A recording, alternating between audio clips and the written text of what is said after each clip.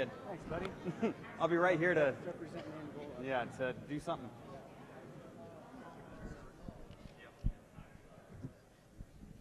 Ladies and gentlemen, good evening. Thank you all for coming. Welcome to tonight's YL&I Republican mayoral primary debate. Try saying that as many times as I have the past 2 months. I'm Brandon Ola, Director at Large of Community Impact. YL&I is an apolitical organization. I want to say that one more time. YL&I is an apolitical organization. We're not on the Republican side or Democrat side, but we notice we need to be a part of educating the voters of Fort Wayne. And so we decided to jump in and put on this Republican primary debate. Both Dr. Crawford and Tim Smith were kind enough to accept the invitation. I would like to thank Arts United for allowing us to use this beautiful space with the skyline of Fort Wayne behind us. Tonight's event is being live streamed by Simon Bray and his team at Fort Wayne STV. So it's a fantastic product that he's putting out. So thank you, Simon. Graphics and materials were done by Research Design, and Ambassador Enterprise stepped up and filled in all the gaps that we needed to. So thank you. Now on to the rules. Tonight's debate will be broken into 2 sections. The first will be 5 get-to-know-you questions. Each candidate will be asked the same question. We will rotate after each question. They get 1 minute to respond, and there are no rebuttals. The second section of the debate will be more debate topics and questions. Again, we'll be alternating between both candidates on who gets to answer the first one, who gets to answer the second one. So for instance, we'll ask the question to Mr. Smith. He gives his 2 minutes response. Then Mr. Crawford gets to answer for 2 minutes, the same question. 1 minute rebuttal, 1 minute rebuttal. Everyone got it? Good. I ask that the audience remain silent. No boos, no cheers, so we can stay focused on what these 2 men have to say. So there's no noise. Everyone understand that? Everyone nod, no noise, except right now when I introduce our moderator, Mr. Andy Beckman from WMEE.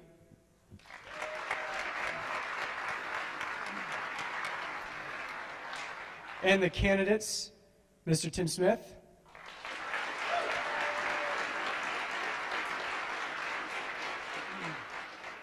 And Dr. John Crawford. Thank you all.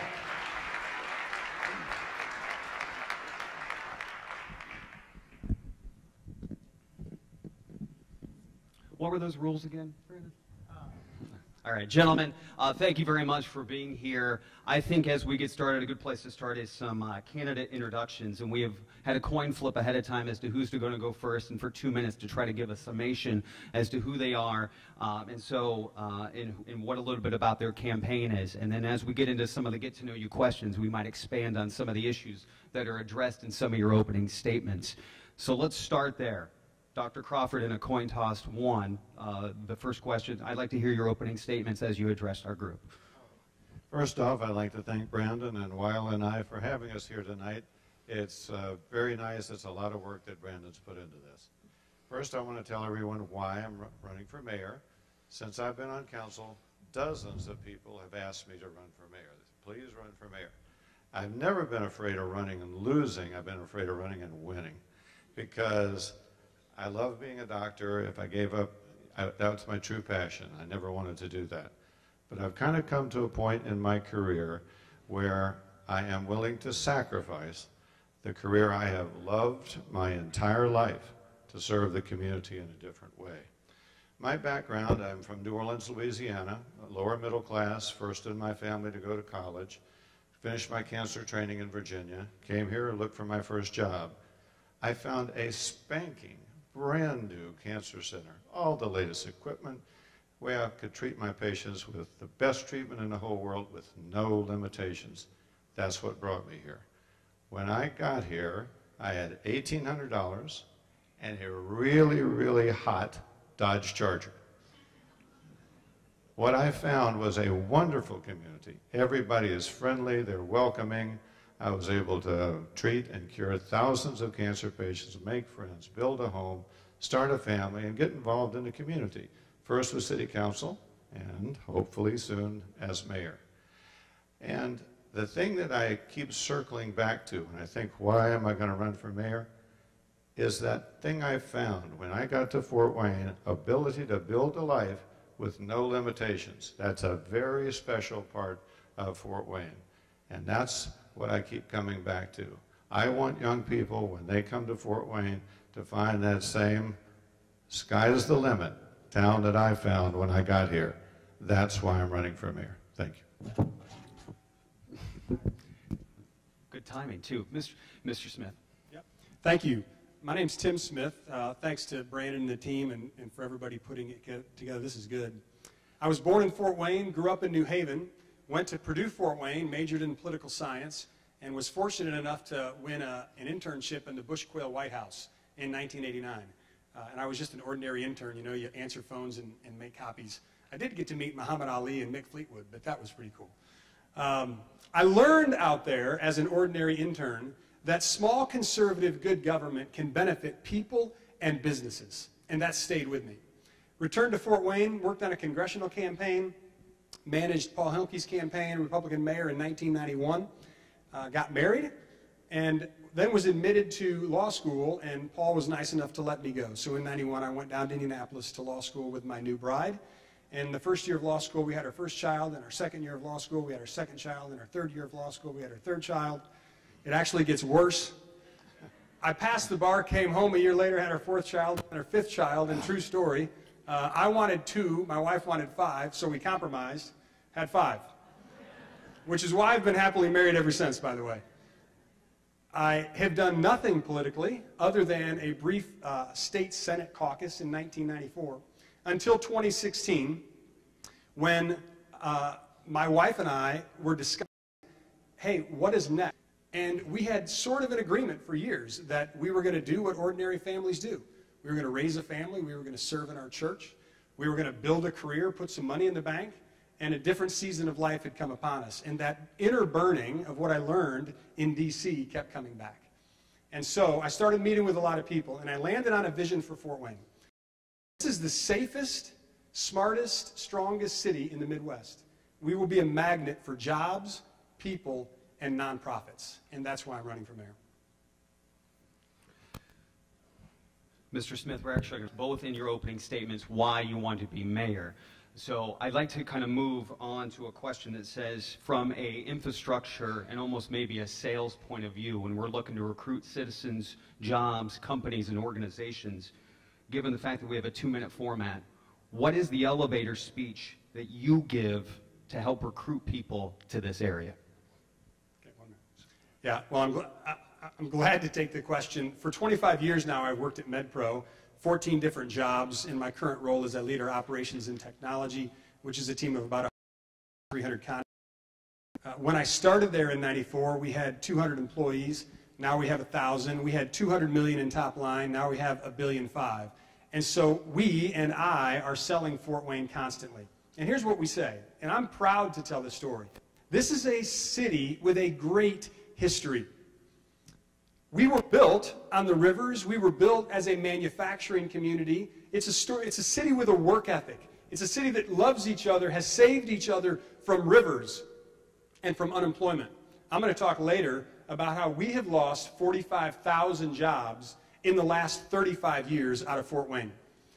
The message that I tell people, the elevator speech is, this is a great place, a place of integrity, a place where the neighbors love each other, where the communities are fun to play in and support each other. Fort Wayne is a great place to live, and it's going to be better. Dr. Crawford, similar question to you. What is your elevator speech? You're a 5th-term city councilman. When you go to recruit and sell. When I talk to a CEO that's thinking about coming here, first thing I'm going to tell him all the good things about Fort Wayne. It's a city on the move. We have momentum. We have relentlessly improved the quality of life here. I voted for the baseball stadium years ago. That was what sparked downtown's momentum and has kept it going. I've been a leader on Riverfront and Electric Works. Those things are transforming Fort Wayne and making it better and better and better. The CEO needs to know that. He needs to know we have a great quality of life, because that's what site selectors look for these days. Quality of life is your #1 thing. It used to be tax abatements and stuff. It's not anymore. And when we have that great quality life, we also have a low cost of living. That's a hard combo to find. And I think he would find here a great talent pool. He'd find the talent he needs to grow his business. And I would tell him, we want you to come. You tell me what you need to do to make it happen. Dr. Crawford, we're with you for the second question. You mentioned just a minute ago momentum as a city. If we have momentum, what should we do and why do we need a new mayor? If we have such good momentum that's been built in recent years, what needs to be built upon? What needs to change? I've been trying to listen to people since June, since I made a good decision. I have knocked on a lot of doors, 7,426, but who's counting? And I've listened to people and I've heard what's on their mind. And they think Fort Wayne's doing pretty good, but they do think it's time for a change in the mayor's office. They think 3 terms is a long time, 4 terms is way too long. And I think I know what's on their mind. And as part of the momentum that has happened in Fort Wayne, a lot of the reasons we have momentum is because of things we have done on city council. Baseball stadium had nothing to do with Tom Henry. He wasn't on council. It didn't have anything to do with it. That momentum started there. Riverfront, Electric Works, all those things never would have happened without me on city council. And I think I can tell people that the momentum's there, but a lot of it's because of city council. We can do even better if I was mayor. Thank you, Dr. Crawford. Mr. Smith, same question. If the consensus is we have a certain degree of momentum, why the change? What can we improve upon? Yeah, I think by any objective standard, if you walk through downtown, things are better. I also think, because I also have knocked on a lot of doors, talked to a lot of folks, we've neglected our neighborhoods, we've neglected our safety. We'll talk more about that later, I hope. But the main thing we have lost in 35 years is 20,000 jobs from General Electric, 13,000 jobs from International Harvester, Lincoln's executive class, plus a few thousand more. Raytheon once had 8,000 jobs, or Magnavox did 8,000. Now Raytheon has 600. ITT Excelis, Fruhoff Trailer, Wayne Pump, Zollner Piston, Phelps Dodge, Central Soya, over 40,000 jobs. So when we look around and we see new buildings, it's exciting, and I love it. But imagine if we had those 40,000 jobs still. What we need is a mayor who travels around the country and sells the Fort Wayne value proposition that we just got done talking about, not a mayor who we've done. This is great stuff, but we have to move on. We can go to the next level. Fort Wayne can be the best city in the Midwest. We'll stay with you for our next question, and it kind of expands and kind of hopefully links what you just said. How does your experience qualify you for mayor? So to do those objectives, to travel around, feel free to kind of expand on a little bit of your background for everyone who doesn't know. Yeah. So I mentioned that I've been at MedPro, one of Fort Wayne's largest and most successful cities for the last 25 years, and my job is to lead the operations and the technology. I mentioned that we've grown a lot from million to when you grow a business like that, you learn the principles that businesses need to grow. People will move to Fort Wayne. Businesses will move to Fort Wayne when 2 things are true. They believe their money will multiply faster, and their people will be happier. If those 2 things aren't true, no businesses are moving to Fort Wayne. We have a legitimate claim to make on the second because our quality of life has improved, although I think there's way more we need to do in neighborhoods and for safety. But the first question is still outstanding. Will they believe that their money will multiply faster in Fort Wayne? That's all about taxes, it's about regulation, it's about talent, capital. I don't think we have a good story to tell there, and I hope we get to talk about more. Dr. Crawford, to you, give you a chance to expand on your both professional background and your terms on city council. How does that help qualify you for the mayor that you want to be? I've been on city council for several years. My colleagues respect me. They've elected me president of city council 5 times. There is so many things to learn to be a good office holder. You have to learn the law. You have to learn the history of city government. You have so many things that you have to learn when you get on even city council. And one of the things that I know is I know the people in the city officials that are good. I know the ones that should be retained. I also know the ones that are not so good and need to be replaced. I think I've got a lot of, I've got a leg up on that. And the other thing is I know all the city leaders. I know most of the other officials and other levels of government. I've collaborated with them. I can, convene things with them and get things done. And I think I could be mayor on the first day of 2020 and do that job well. Dr. Crawford, we're staying with you on this question. Obviously, tonight's event is put on by young leaders of Northeast Indiana. So at some point, I think it's important that we tee up a question that involves young and youth in our community. So that's this question. What role do you see young leaders not only having in your administration, but serving as the growth that you allude to as mayor, so the growth of our city? First thing I would do as mayor is invite many young people to be on our city boards. We're always looking for good people to be on boards.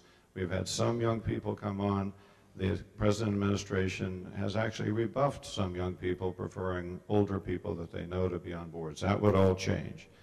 The young people that we see here, they are our bench, okay? They are going to be the people that are going to take over. We need them to get involved. We need them, we need their experiences, we need their contributions. And the more we get them involved, the more they're going to sink roots here in Fort Wayne, and the more they're going to stay. They are also our next crop of hopefully elected officials. If they get involved and see the things that you can do as an official, I think they will run and contribute even more. So I want to keep as many young people in our administration as I possibly can find. Mr. Smith, similar question. Young leaders of Northeast Indiana, what role do you see them in your administration as well as playing for growth of our city? Yeah, I actually don't think our young people are our bench, neither do I think they are the next crop. I think that young people lead today. At MedPro, I have a slew of young folks on my team. And interestingly, I don't look at them as young folks. I look at them as people with good ideas.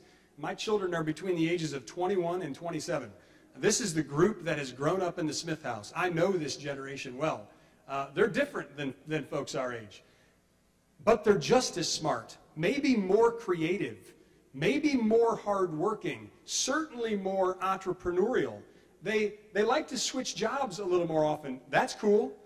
I don't view the young folks as the next generation. I view them as this generation.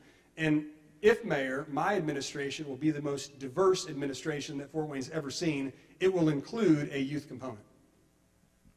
This is still kind of wrapping up the kind of get to know you part of tonight's debate. And so this question allows you to expand here for a minute on what you see as both a short and long-term vision of our city. Well, I mentioned earlier, and you might hear this a few more times tonight, that my vision for Fort Wayne is simple.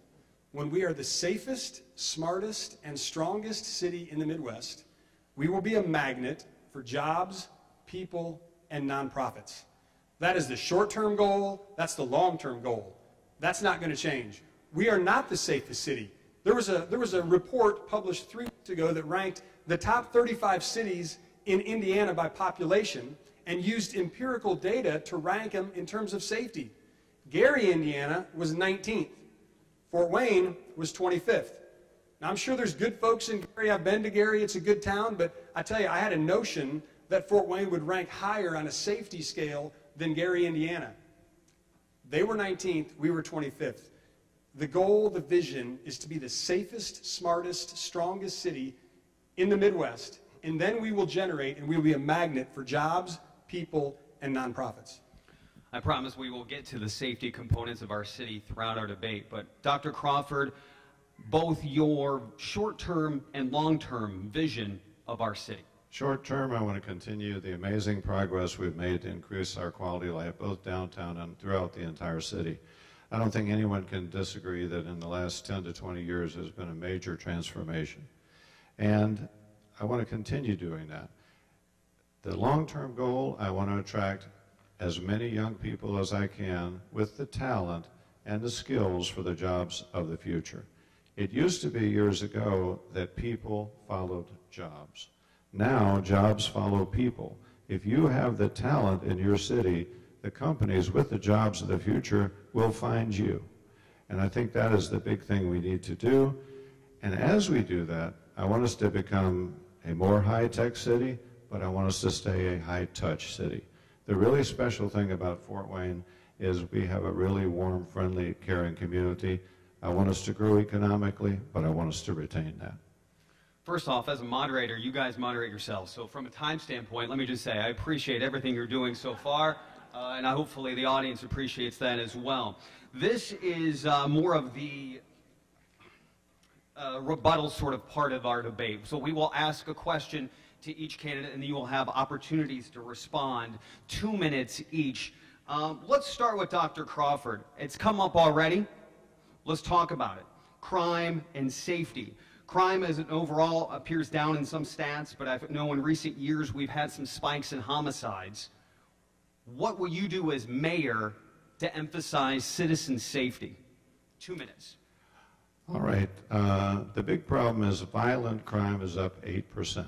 That's what gets the headlines. That's what gets on TV. That is driving people's perception that we're, even more unsafe than we are. That has become a bigger and bigger issue in people's minds. When I've been knocking on those doors, since Thanksgiving, when we had a triple murder and a quintuple shooting, more and more people say crime is their #1 issue. We've already started to address that on City Council. We had a crime summit on February the 5th.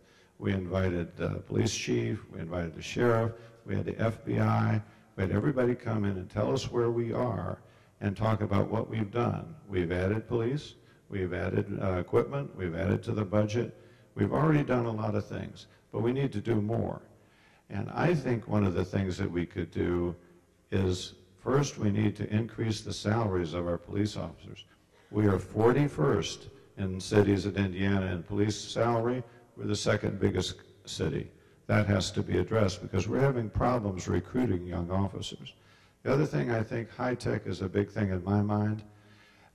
High-tech surveillance cameras and other things have been used in other cities. In London, there's 1 surveillance camera for every 14 people.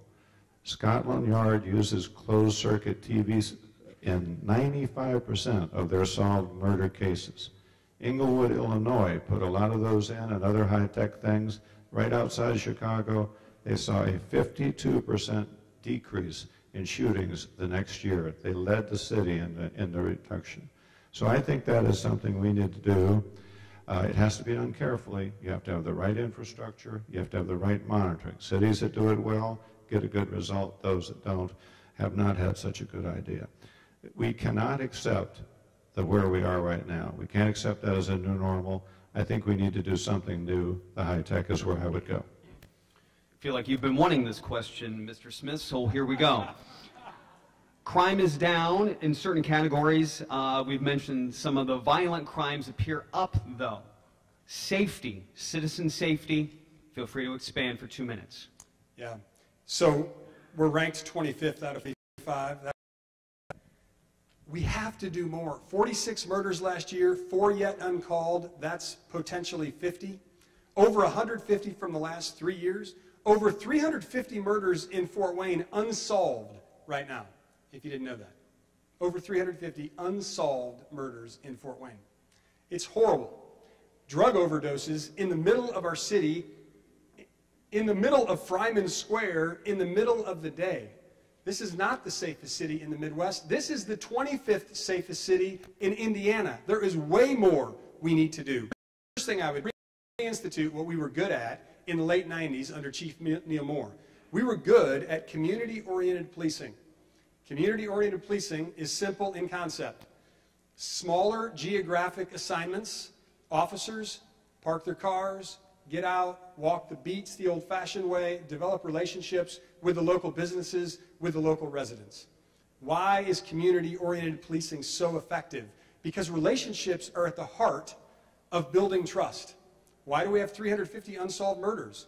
Because we can't find witnesses. Look, we have great, they're doing their jobs. We have great prosecutors, they're doing their jobs. Many of these cases actually could be solved. We know who the bad guys and gals are. We just can't solve them because we can't produce witnesses. Why not? A lack of trust. Why do we have a lack of trust? A lack of relationship. How do you build relationship? Person to person, one at a time, the old-fashioned way. I've also spoken to a lot of our officers, and I've asked them all one question. How can we be the safest city in the Midwest without spending more money. And to my surprise, actually great surprise, they have all answered the same way. We are top heavy. We can move officers from behind desks to the streets in detective or traffic positions. We're going to do that too when Tim Smith's mayor. Dr. Crawford, your chance to address anything that Mr. Smith just mentioned. Two things. Number one, we will have to add more money to the police department. If we're 41st, the things I would do with the zero-based budget is allocate more for more homicide officers, more narcotics officers. I agree, we have a witness problem. Guess what? If you have a high-tech surveillance camera filming it, you don't need a witness. So we need more witness protection. The high-tech surveillance cameras will help with the witness problem. Mr. Smith, any chance to comment back? You want to take a minute to expand more? So we are ranked 25th. We have a murder problem. We will do community-oriented policing, and we will move officers from behind desks to the streets. This was not my idea. When I asked this question, how can we be the safest city without spending more money? That was the answer. That's the answer I heard back from the officers. Now, I don't know how many you can move from behind desks to the streets. I've asked that question. I've been told the numbers vary, but the numbers are big. It's all relation. I think the role of the mayor in terms of safety, this is the way I think about it as a business guy. Smart CEOs pick the best potential leaders for each area. That's what I'm going to do. I'm going to pick the best potential chief of police, and I'm going to let him or her do the job, and I'm not going to meddle. But there will be a couple litmus tests, the first of which will be, how do we do more with less? How do we become the safest city in Indiana without spending more money? And there are ways to do it. Mr. Smith, we're actually going to start with you on our next question as we switch away for safety for just a moment. Recently, media shined a light on a lack of sidewalks near public schools, and I think it grabbed some headlines, and so I'd like to spend some time on that. Do you see that need as real, that we need to improve infrastructure when it comes to sidewalks in our city, especially around schools and transportation zones? And then how do you do that? Yeah. So I had the privilege and pleasure recently to be principal for a day. If you don't know what that is, Fort Wayne Community Schools often invites community leaders to partner with a principal for a day, and I happened to be assigned to an elementary school on the northeast side of town. It was an awesome experience. For starters, this principal who had been in the building for about 10 years, we greeted every student when they walked in that day. That principal knew probably 475 out of 500 students' names. We have good principals. We have good administrators in Fort Wayne. I also learned that day that we have elementary schools in Fort Wayne that are 100% walkers, no buses. I didn't know that. I also learned that day that the infrastructure for many of those schools is in fact crumbling. This was a few weeks before one of the local TV stations did their story. So I asked how. The sidewalks are crumbling. The curbs are not cut in. The yellow paint that should be on the streets is not in the streets. The light bulbs are burnt out. We have people in the southeast side of Fort Wayne, the 10-Point Coalition, who are going around every night and counting burnout light bulbs. This time of year, maybe a couple months ago, when elementary school students are walking to school and it's either a little dark or a lot dark, that is as unacceptable as it gets. A mayor's number one job is safety, and job 1A is children's safety. So, yeah, we're going to improve the infrastructure, and we're going to prioritize it around the schools. Dr. Crawford, at some point, by the way, gentlemen, we're going to get to how we pay for that. I'm going to make sure we figure out how to do that. But I want to get to Dr. Crawford. First of all, do you see school transportation zones, sidewalks, recent media reports as an issue? And then how do we pay for and execute? Okay. Yes, it is an issue. Infrastructure updates are always an issue. You have to resurface an asphalt street every 15 years, concrete every 25. We have 1,100 miles of streets, 800 asphalt, and the cost to do that went up 21% for asphalt in the last 4 years, concrete 50%. So we have huge needs. And when we looked at that, we had a problem in 2014. The state legislature imposed property tax caps. That was great for your property tax bill, but that cut all of our money for streets, sidewalks, and things like that. Governing is about choosing. It's very easy to be a challenger. You can toss off lines like, I wouldn't have voted for that tax increase. But when you come down to choices, you sometimes have two bad choices, and you're looking for the least worst. In 2014, we could have laid off 25 police officers, laid off 25 firefighters, not fixed streets, parks, or we could have used the tool that the state legislature put in place when they passed property taxes, knowing that local governments could face critical gaps. I chose to advocate and pass a local income tax increase. That's what's fixing some of these streets. That's what's fixing some of these sidewalks.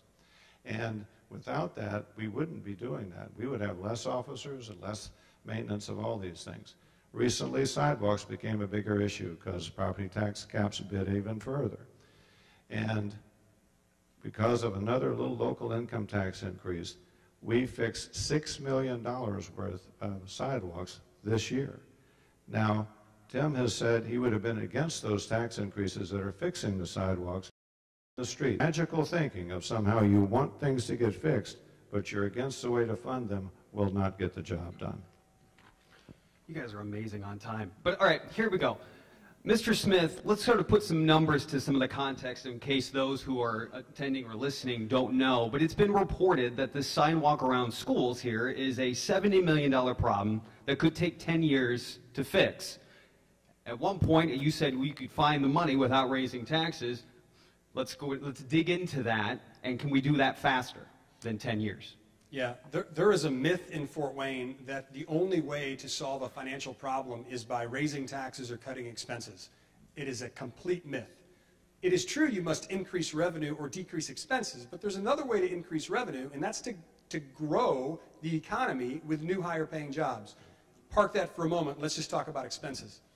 The mayor announced in December of last year that finally, 11 years too late, he called Parkview and Lutheran and asked them to compete for the health insurance deal for the city employees, 1,800 employees. Where will they get their health insurance?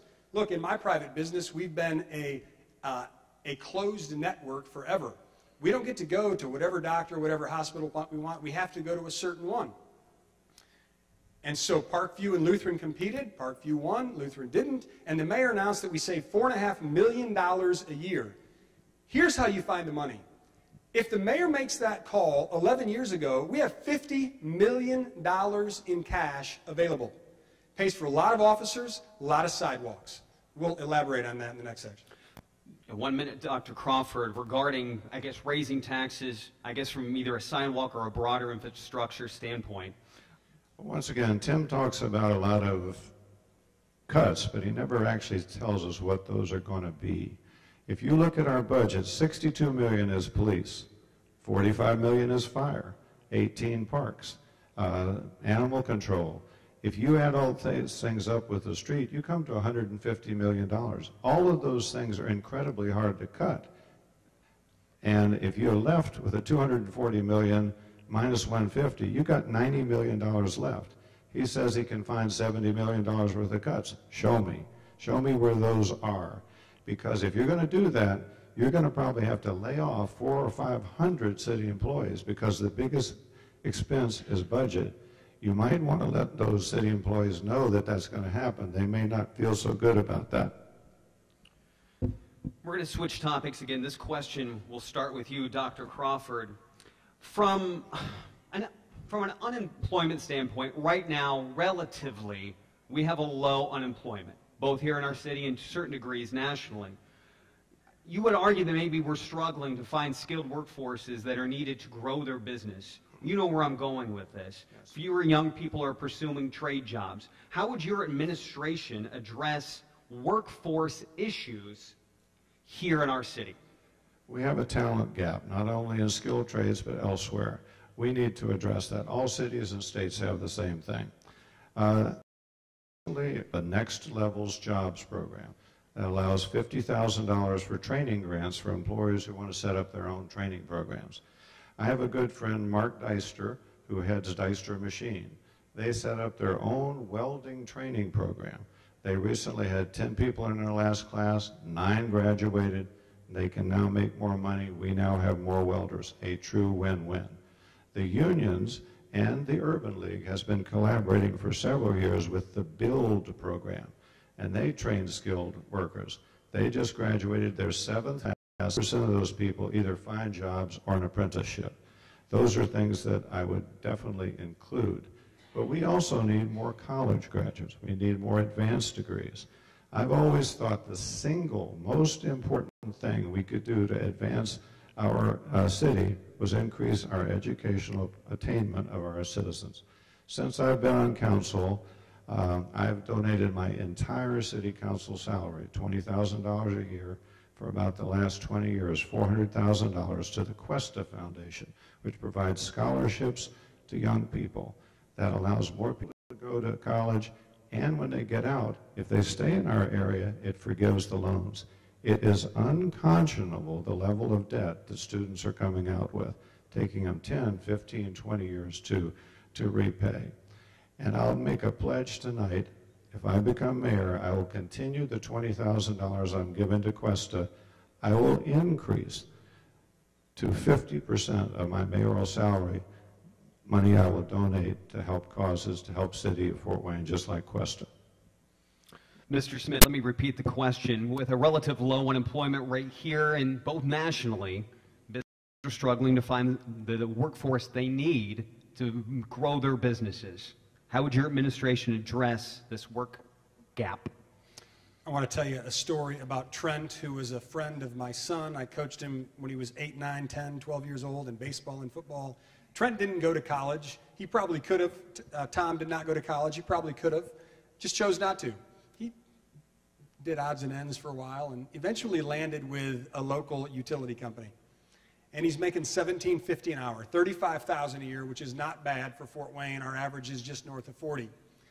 I happened to be having dinner with this for hiring Tom. And he said, well, Tim, what you don't know is if Tom does all of our certificates, if he takes all the overtime, he's going to make $100,000 in 5 years. $100,000. High school education. No college debt, by the way. The mayor has no formal constitutional or statutory responsibility for education, but we have to think bigger and differently as mayor. Here's what I'm going to do. And by the way, this is a model that works in Indianapolis. FortWayneApprenticeship.com. Homepage, very simple. All you see is be a plumber, make $60,000, click here.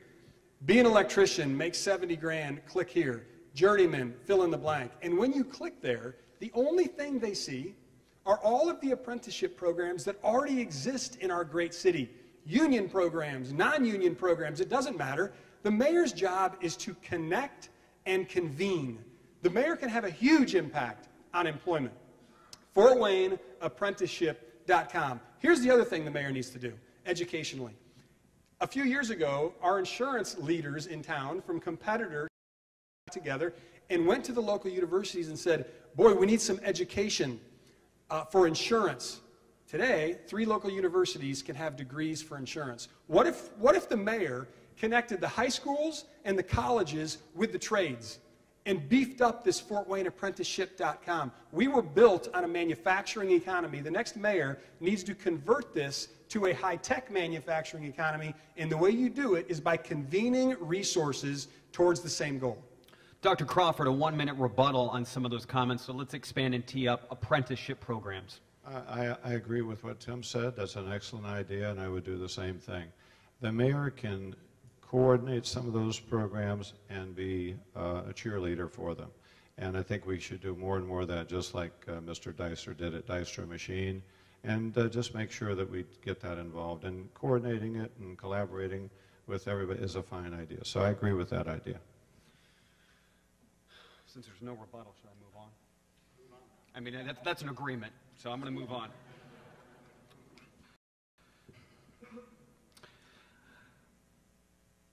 Where am I at? Thank you. Mr. Smith, how could the mayor's administration and city council work better, specifically when negotiating and approving contracts from our city? Yeah, the notion that the mayor and city council don't communicate is as foreign as a notion can be in my mind. Every successful business I know has either really good communication, or if it's not really good, they're working on it all the time. The mayor has not been to a city council meeting in the last 4 years, except for the one that immediately followed the last election. That's unacceptable. Leaders communicate with all those around, whether they're on your team or not. In business, that's the way we do it. Now, the hallways go both ways, and the phone lines go both ways, and the computer lines go both ways. So I actually don't lay all the blame at the feet of the mayor. The county council, the city council can walk up and talk to the mayor, same as the mayor can talk to the city council. At my business, our CEO and our leaders talk to all of our employees 4 times a year, and here's the agenda every time. This is what we did the last 3 months. This is what we're doing now. This is what we're doing the next 3 months. Again, it's not hard. The people just want to know, and they want to be included in the decision-making process. That's the key. They want included in the process. Highest level person to the highest level person, they just want to feel like they're heard and they're influencing the direction of the company. Communication between the mayor and city council is easy. The hallways go both ways, the phones go both ways. The mayor needs to show up at the city council meetings, and the city council members need to be in his office insisting that he does and that he talks to them on every issue, from the biggest budgetary matter to the smallest contract. You asked specifically about contracts?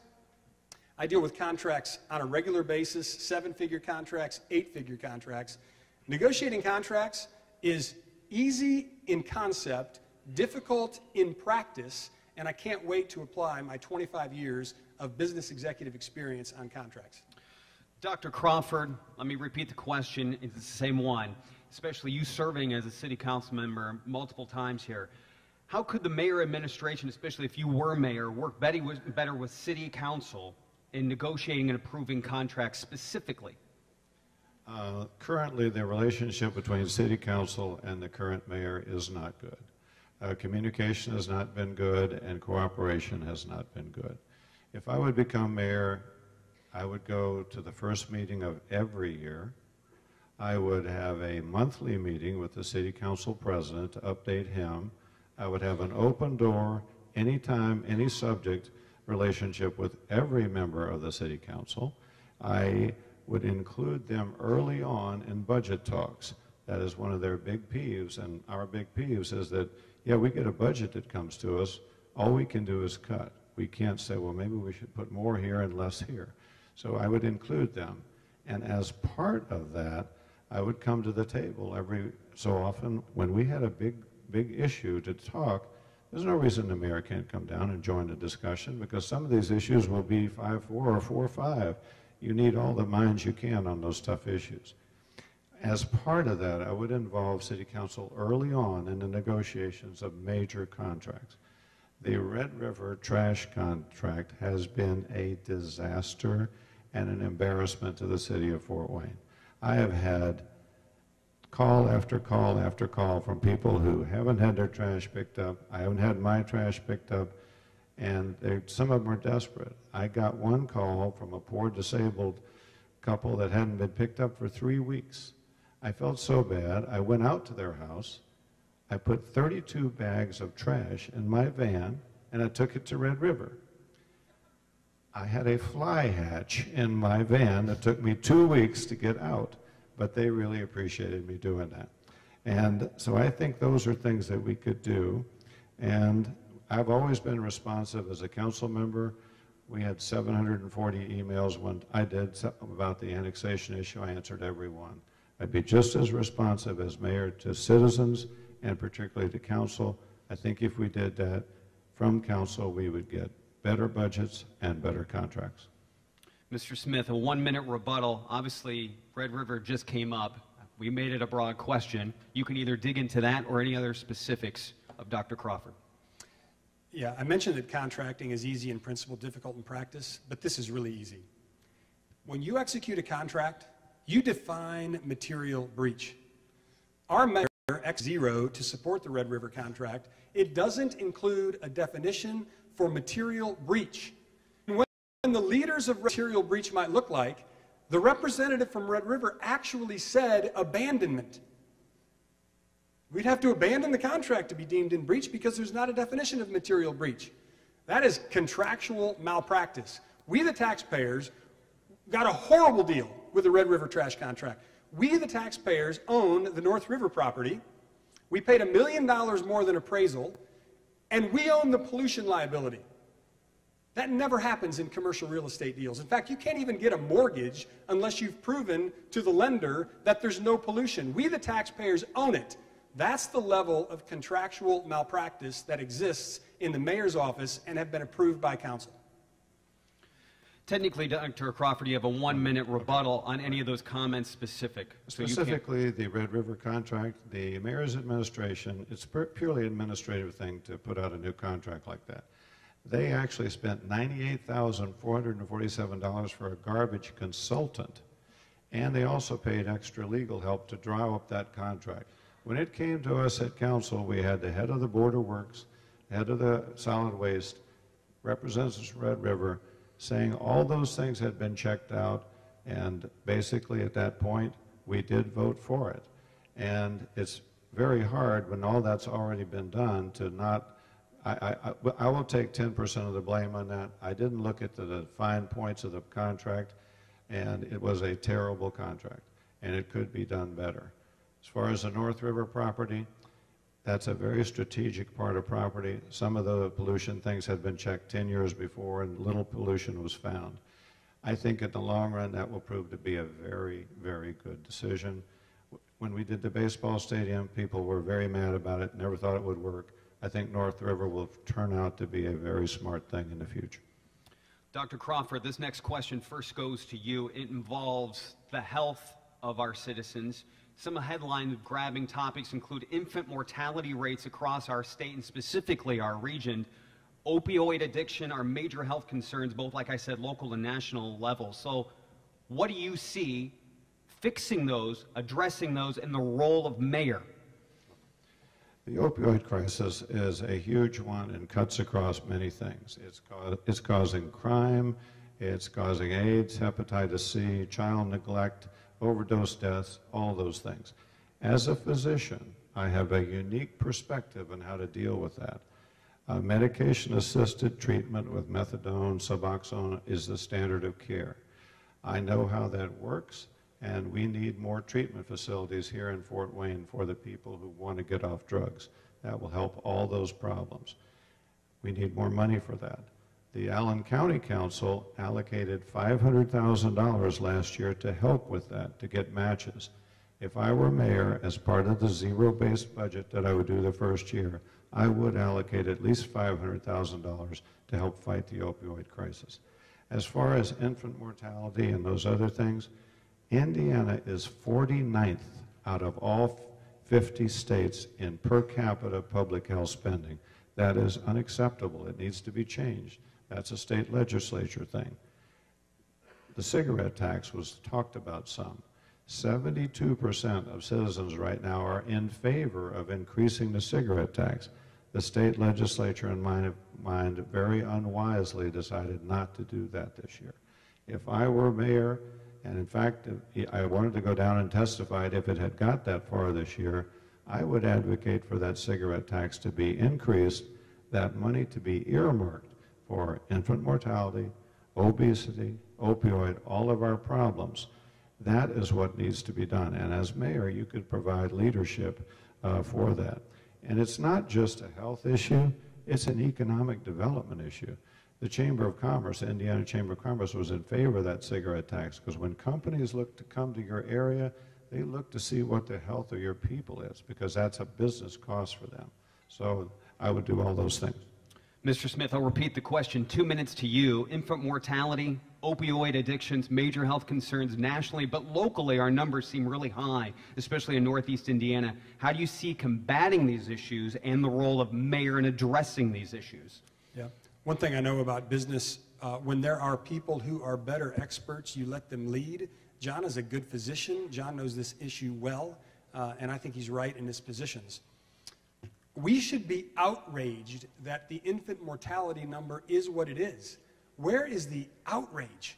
It doesn't make me sad. It makes me angry that our infant mortality is what it is. But I don't think the government can cure all social ills. If our federal and state governments have taught us anything in the last 60 years, It is that they are inept at curing social ills. I believe nonprofit space does a much better job. Last year, True North, which is a consulting firm in town, did a study on our nonprofits in Allen County.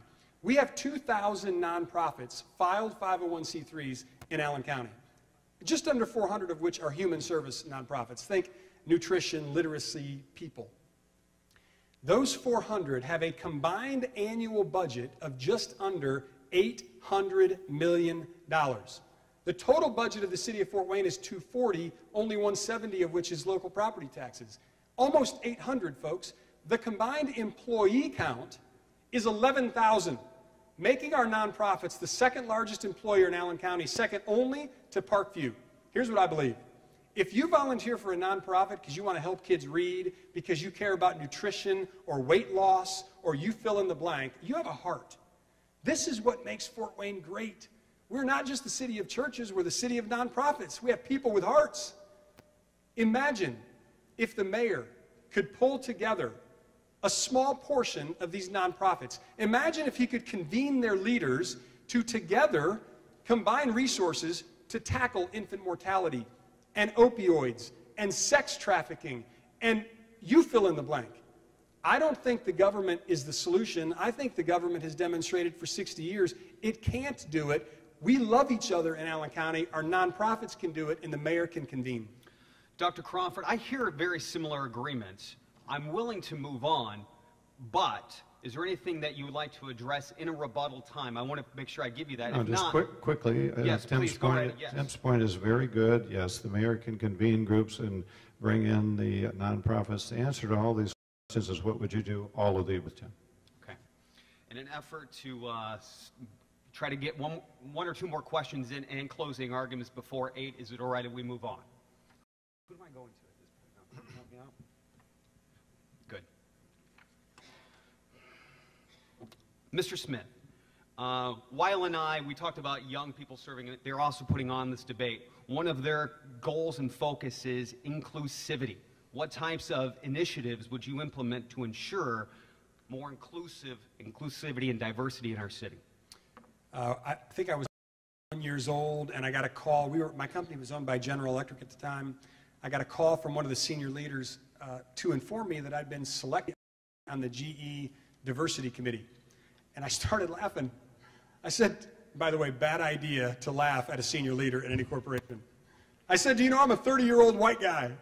He said, we do, and that's why we're calling. You're being asked to represent the 30-year-old white guys. I said, great, I'm in, diversity. So I fly to where this is going, and for 2 days, here's what they did. They brought in a biological cell expert who taught us the value of biological cell groups. They brought in a financial analyst who taught us the value of diversity in financial portfolios. And then it was discipline 3 and discipline 4. And I walked out as a 31-year-old white guy, a total believer in diversity. If you look at my team at MedPro today, we have a lot of diverse candidates. You name the category, we have them. Here's my commitment as mayor of Fort Wayne. Not only do I have an incredibly diverse kitchen cabinet right now, which you'll start getting introduced to soon, I will have the most diverse leadership team in the history of Fort Wayne. And if any employee in the city of Fort Wayne discriminates against anybody for any reason, employee, distribution partner, taxpayer, you name it, they will be fired on the spot, and if I'm aware of it, I'm the one doing the firing. This has to be an inclusive city if we are going to attract big businesses, small businesses for years to come. We will be the most diverse leadership team in the history of Fort Wayne, and I'm personally going to assure that no discrimination is tolerated. Dr. Crawford, over to you. Similar question. I think it all sounds good in theory, inclusivity, diversity. Talk about how you'd execute it. I've been executing that since I've been on city council. I had led the passage of an inclusivity resolution at city council in 2017 at the urging of Weil and I and Greater Fort Wayne. I appreciate Weil and I. They actually came down for the signing ceremony. They used that resolution to talk to companies and show them that we are welcoming and diverse community.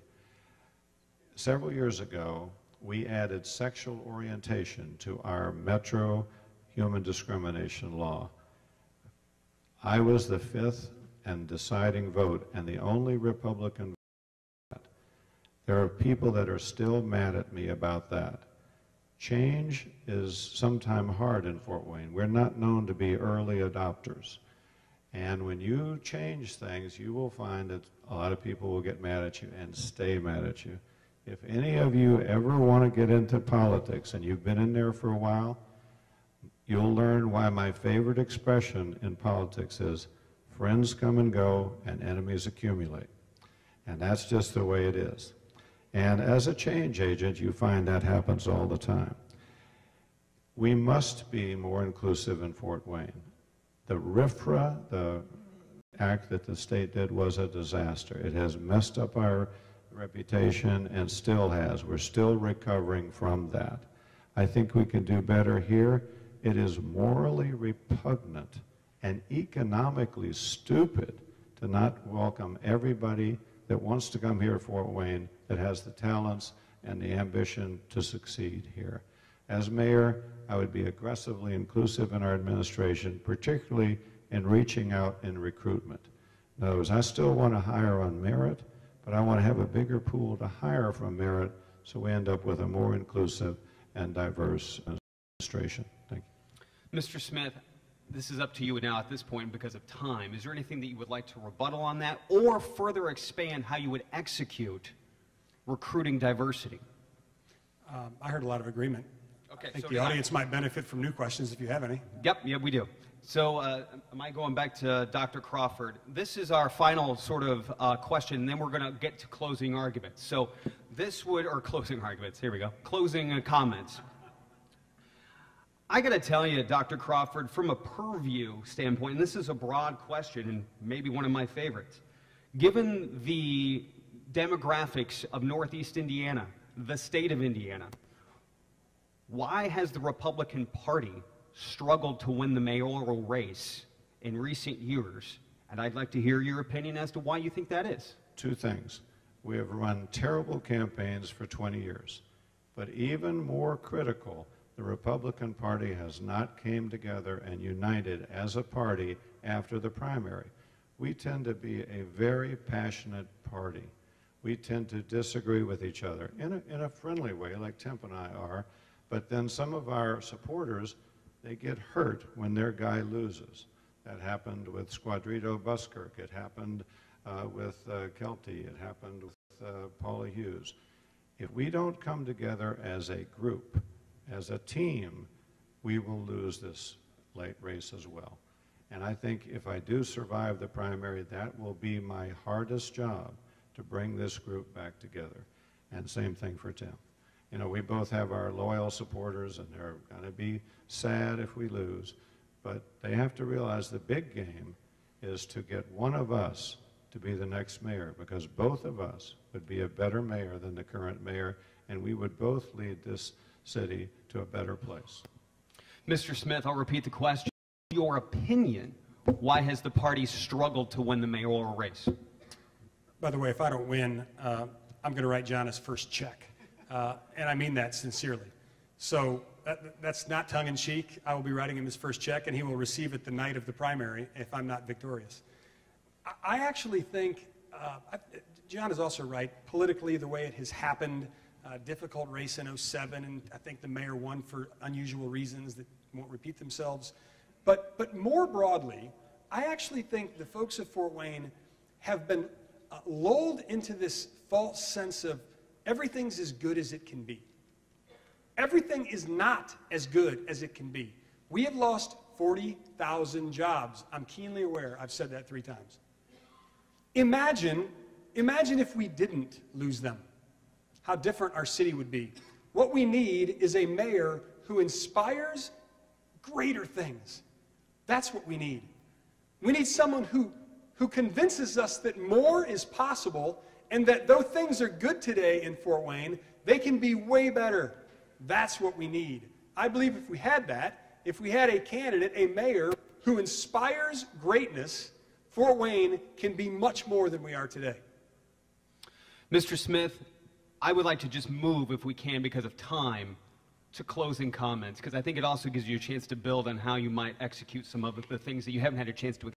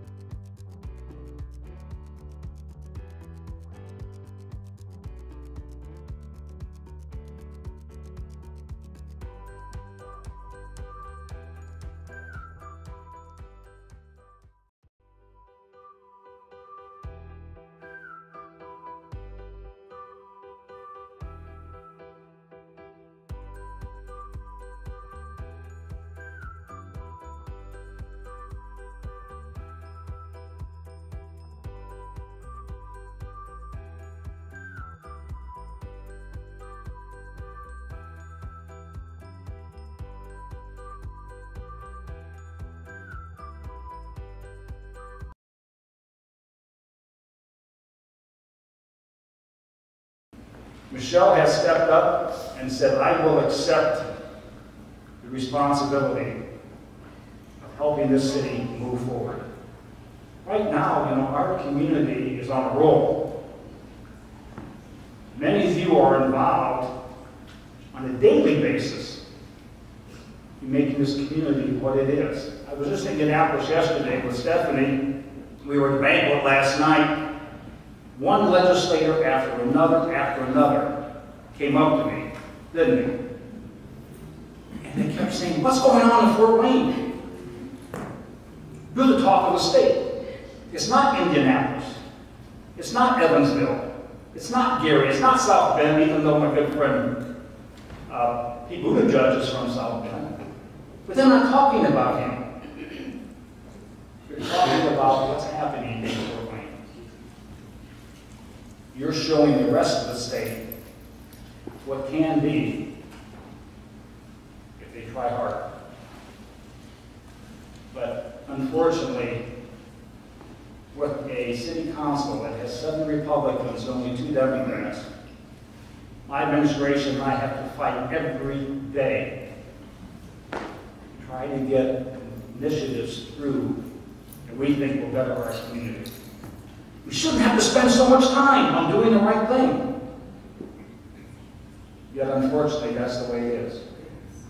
So help me, if you will, put together a city council that truly is not only reflective of our community, that's progressive, that understands what the real power of our community is, and that's in our people. So again, I want to thank you all so much. Thank you for allowing me to say a few words, because it's important that we all understand what's at stake. And that certainly is the future of our city. You put us where we are today. Don't stop. Thank you all.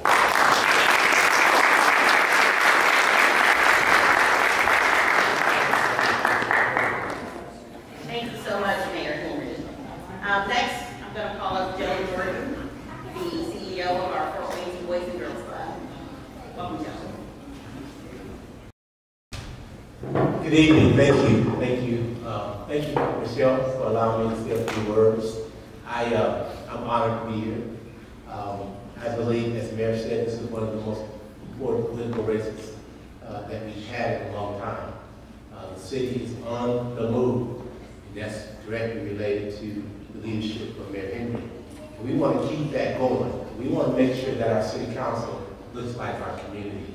And I can't think of a better person to endorse than my good friend Michelle Chambers. So I want to thank you all for being here and supporting her. And again, work needs to be done. We all need to be about getting the work done. When I think about what makes a good politician and a good leader, there's some characteristics that come to mind. And when I decide to vote for someone or support someone, I utilize this filter for me to support them. One is integrity and honesty. You've got to have that. And we all know that Michelle possesses that characteristic. The other thing is optimism. I want a person that looks for the good. I want a person to espouse the greatness in our community, not look at the negativity. I want a person that can move us toward optimism and create an optimist environment for our community.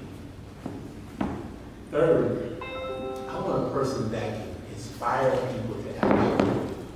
I want someone that can get in front of you and help you feel what she's feeling, what he's feeling, before you can move us to action. Too many people are talking, but no one's moving. We want people that can move other people to action and have the ability to make sure that they see other people's point of view.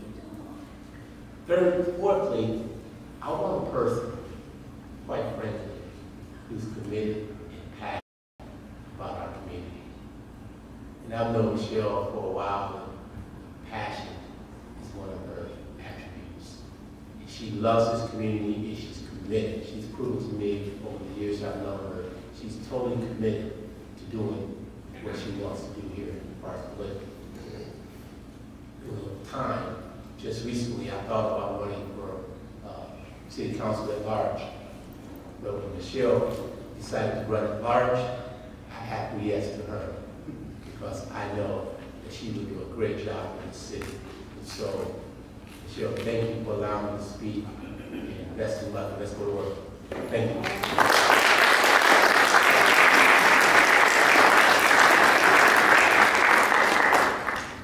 Thank you, Joe. We appreciate your support. Please join me in welcoming another fine community leader, Ms. Angie Sagel.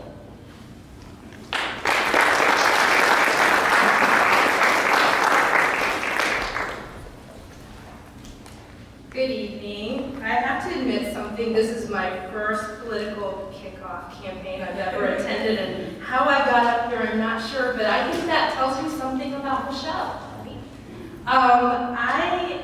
My name is Angie Sagel, and I am involved through my professional life in the community, but I had the honor of meeting Michelle about 3 years ago when we both decided to become charter members of one of the newest in the city. So tonight I'm wearing my private citizen hat and talking to you from my heart about someone who I've worked alongside to do some things in the community and then also have become very good friends with in such a short amount of time. So let me tell you what I know about Michelle. First of all, I'm excited to see her here running for city council. It's something that she's talked about for a long time. She's very driven and passionate. She wants to give back to the community. As in our Rotary Club at the time when it first started, she actually was the very first club president. She kindly stayed on for a second term because the club needed a continuity. We were a brand new club, and she helped lead us during a time when we were visioning and deciding what kind of community service projects we were going to do, what was going to be the start of us. And so getting to know her through that, I also had the honor of learning more about her as a businesswoman, an entrepreneur. She's very in tune with what it's like to work hard for your paycheck, and I think that would be an attribute that is very good to have on the city council.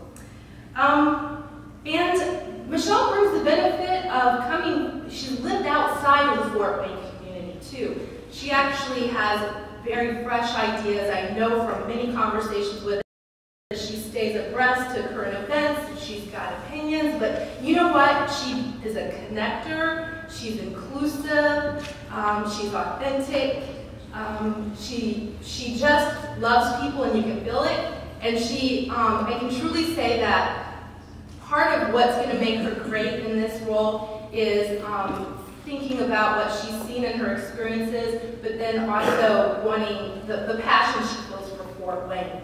So with Michelle, we would have someone who would be very pro-economic development, very pro-people development, very pro-community development. I see Michelle looking, as was said, for the good in people, and then also wanting to affirm and uplift people so that they can reach their fullest potential. And so the things that I've been amazed with her is, first of all, her energy level. If I could have a fraction of it, I would be very, very happy and probably more effective in my life. So you won't get anybody that's going to work harder and campaign harder than Michelle. She's very positive. She faces challenges. I've never seen somebody with such a can-do attitude and resilience. So I think that's important to have as well. So please take a close look at what she offers and listen to her. And if you have thoughts about the city and where you'd like to see it go, I'm sure she would love to hear from you as well. And thank you for the opportunity for me to speak a little bit about Michelle.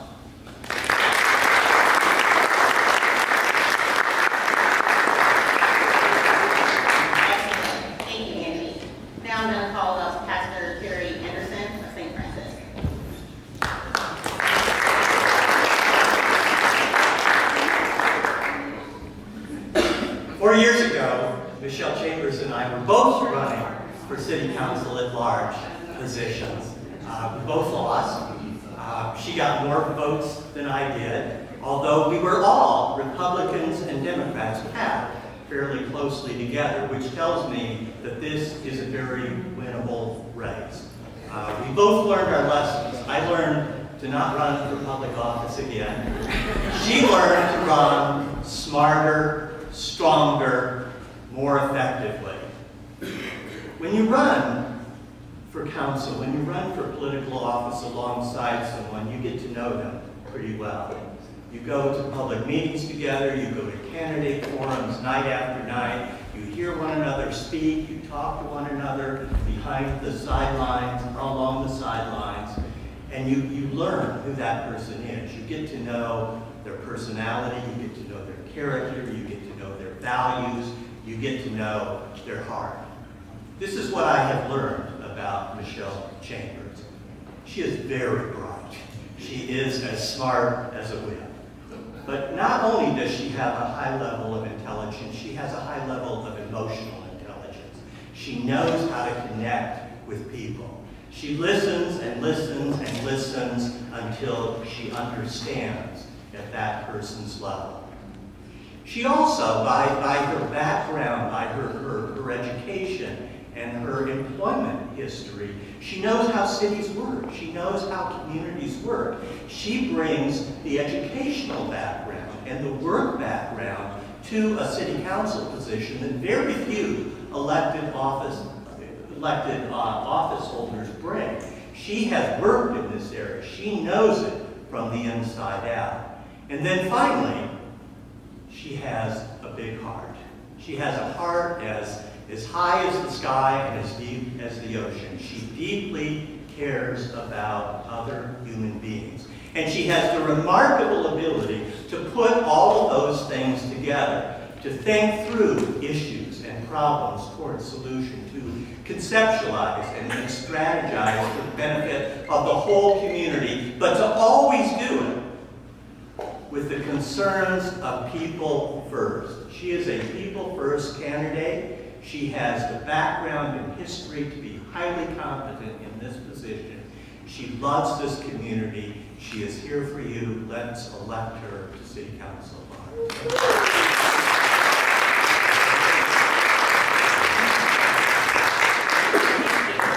Next, we have Prophet Walker of Joshua Assembly.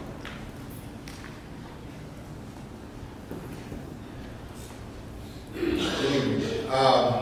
All of us are here to honor this opportunity because it is indeed an opportunity to be able to endorse and to share the stage of service with someone as loving and kind and gentle and yet courageous as Michelle. 20 years ago, I moved back to the city of Fort Wayne.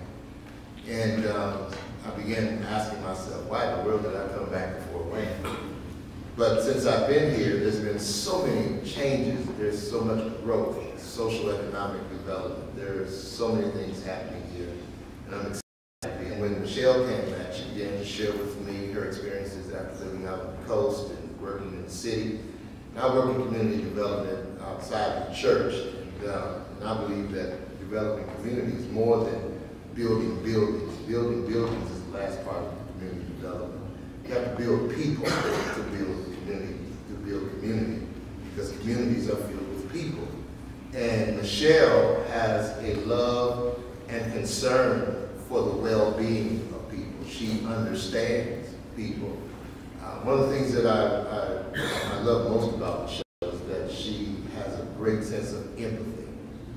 She, not a lot of sympathizing, she empathizes with people. She puts herself in people's places, and she understands where they're coming from. She uses her own life's experiences to gauge the challenges that other people may incur, or what they may be facing, and she then dishes out the wisdom. We call each other brother and sister. And I'm a preacher, but she ends up preaching to me often. And she has been, since I've been on this journey, she's been whispering in my ear consistently how community development works. She's been whispering in my ear how to work with people, how to work with politics, how to use my spiritual insight to engage in the community. And so I don't think that we could find a better person to be in the position of at-large, because she gets an opportunity at this point to give her opinion on not just one section, but she can give input on all areas in what's happening in our community. And I'm so grateful to be able to call her my sister, my friend, and now I'm just going to, they call me Prophet Walker because I am a prophesied. We're calling her Councilwoman Michelle James. So let's give her.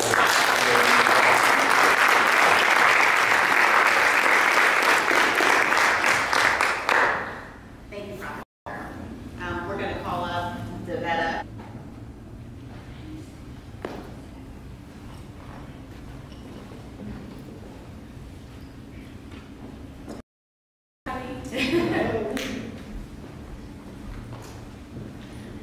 We kick off the 2019 City Council at Large campaign. It's crazy that 4 years ago we were doing the same thing around this time, and here we are again. Hopefully this year, well, I guess last time, so hopefully this go around we will fill that seat. With your vote, this will change. My aunt, Michelle, is honest. She shows integrity. She's confident and compassionate. I believe she is qualified for city council because she is an effective leader and she's an inspiration to others. Her decision-making capabilities will be an asset in the way in which Fort Wayne will advance in employment, safety, family entertainment, in all areas of our city, not west or north. I am voting for Michelle because she is relatable. Many millennials don't vote simply because they don't know the candidates that are running. They don't have any interest because they just don't know who they are. It's, okay, I see a name on a button or a pen. They just have no interest in voting. With Michelle, she's relatable because she's just warm and kind and compassionate. And she speaks to people effortlessly. She speaks with people in position of power and people in the community. There's not a person in this city, black, white, male, female, young, old, big, small, tall, short, that she can't have a meaningful conversation with. And right before she does that, it's usually greeted with a big smile and a warm hug. I also noticed that care and concern didn't continue, and it will continue. And that's important because she's genuine and she's real. If elected, Michelle will be the first African American woman to hold a seat at City Council at Large. How awesome is that?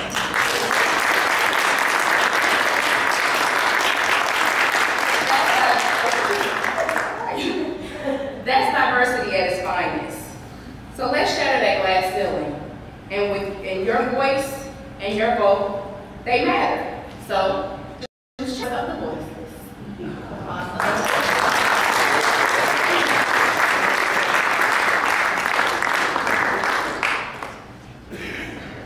So next we're going to show a quick video with words from the candidate, and then we'll hear from Dr. Benny. I knew that I wanted to take all those experiences and bring them here to Fort Wayne. I know that I will be an asset to the City Council. I know that all of my experience, my compassion, my love of the Summer City will be an asset to our council. I believe that a vote for me is a vote for the right person.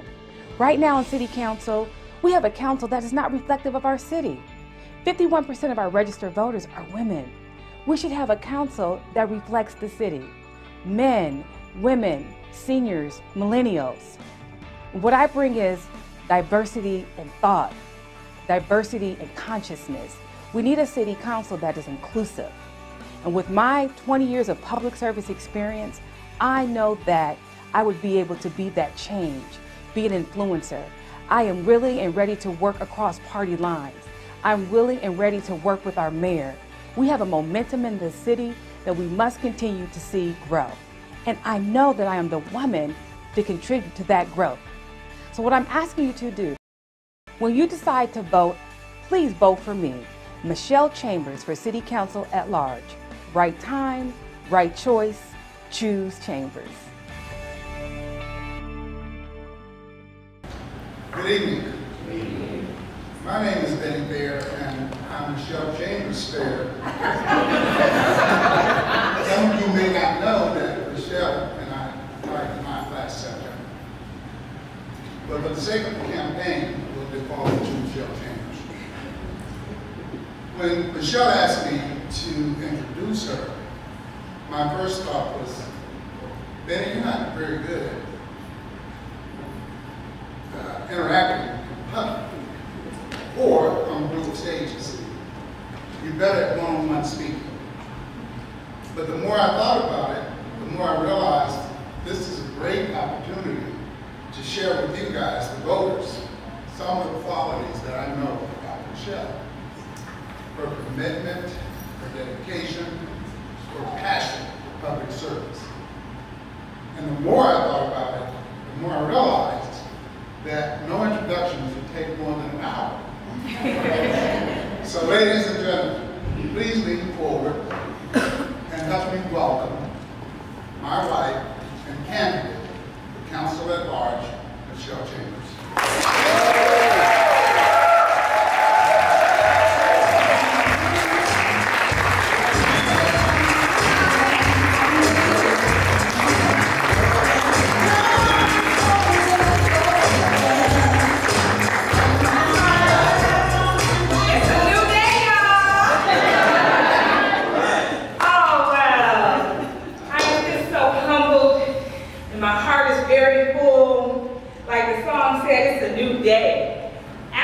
Tomorrow is the first day of spring, so we are springing forward for this new day.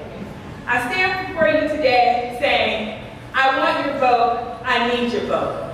As you've learned about me, I am passionate, I am committed, and I'm qualified. You know, this is just not about me being a black woman running for city council, it's about being a qualified person to run for city council. I have an in-depth experience in community development, redevelopment, human services. I've been recognized for nationally acclaimed youth gang intervention programs. And I've been running my own business for the last 7 years downtown Fort Wayne. At one time, I had 2 businesses downtown, on the corner of Calhoun and Berry and at the corner of Calhoun and Wayne. Might have been the first woman to ever do that, but I digress.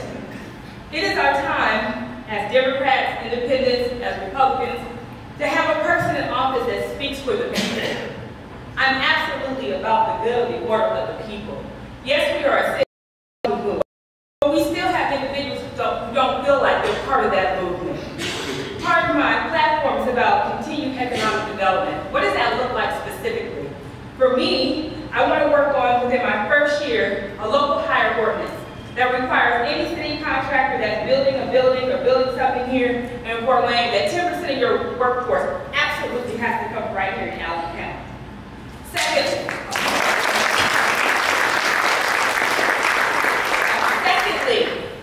if you know anything, minimum wage, we have a lot of folks making minimum wage.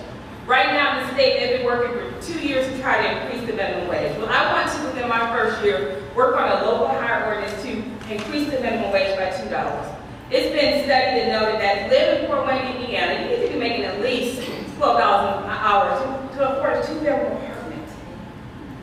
I'm sure I'll get some resistance, but that's one of my goals. So that's comprehensive economic development. When I talk about government transparency, you know, Councilman Hines leads by example by having his annual State of the Six address. Well, I'll be meeting quarterly in all the communities. Not only at the homeowner association meetings, but I will have an open door policy because I'm literally running at large. But the beauty is that with all of my experience, I'll be an asset to all the other council people that are there. And I just have no plan of being quiet at the table, holding folks accountable. And I also want to work with our public safety and our fire department. As we grow as a city, we must make sure that our public safety is growing with the city. I want to create within the city, a grant writing unit that works specifically with the county and the city when we work together. Police and fire have been doing a great job securing dollars to subsidize their annual budgets. But I really want to increase that effort, and we work together collaboratively. And lastly, a vote for me is a vote for a person I can't be outworked. People ask me, Michelle, you're up close to your 4 in the morning. I'm like, yeah, I don't need a whole lot of sleep. So I'm committed, I am dedicated to our city, I believe in our city, and I'm very passionate about our city. I'm not new to this. Our family's been serving this community for over 50 years. Some of you may know my grandfather, Edward Elkins. He was a trailblazer and influencer here. My sister has opened a state-of-the-art child care center. My husband's been faithfully